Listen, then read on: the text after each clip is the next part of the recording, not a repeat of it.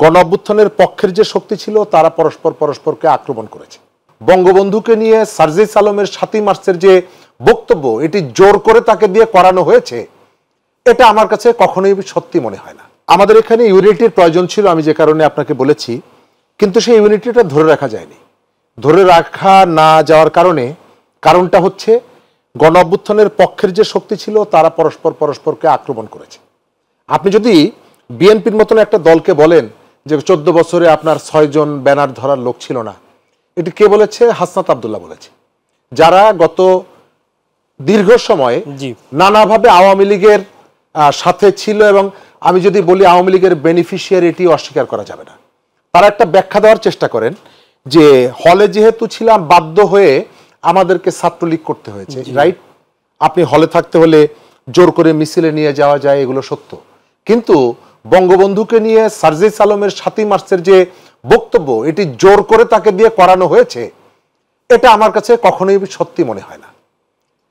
বঙ্গবন্ধুর জন্মদিনে হাসনাত আব্দুল্লাহর যে পোস্ট 2020 সালে যেটা দিয়েছিলেন, এটি কেউ জোর করে তাকে দিয়ে লিখিয়েছে, এটা আমার কাছে মনে হয় না। শরীফ ভাই, আমি একটু আপনাকে থামাই। আপনি তাদের যেহেতু প্রতিনিধি নাই, সেটি হচ্ছে যে হাসনাত আব্দুল্লাহ কিংবা সার্জিস, সে যদি আগে ক্যাম্পাসে থাকতে কোনো দলের সাথে থেকেও থাকে, আমরা জানি যে ওই সময় আওয়ামী লীগ ছাড়া হলে থাকার সুযোগ ছিল না, যে কোনোভাবেই হোক।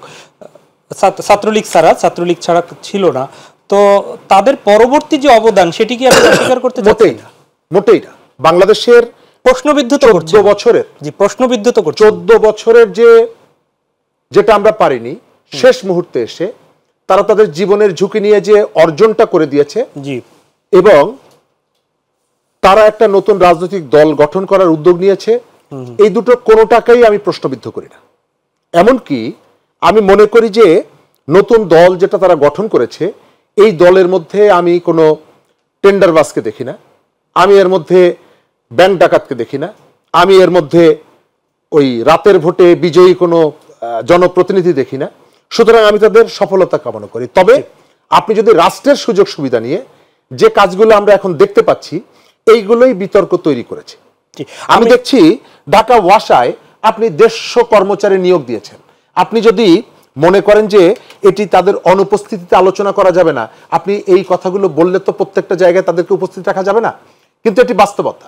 আপনি যখন একজন পলিটিশিয়ান, আপনি যখন একজন রাজনীতিবিদ, প্রত্যেকটা বিতর্কের মধ্যে আপনি উপস্থিত থেকে আপনার সামনে আলোচনা করা যাবে, এটি আসলে না, আমি সেটি বলি।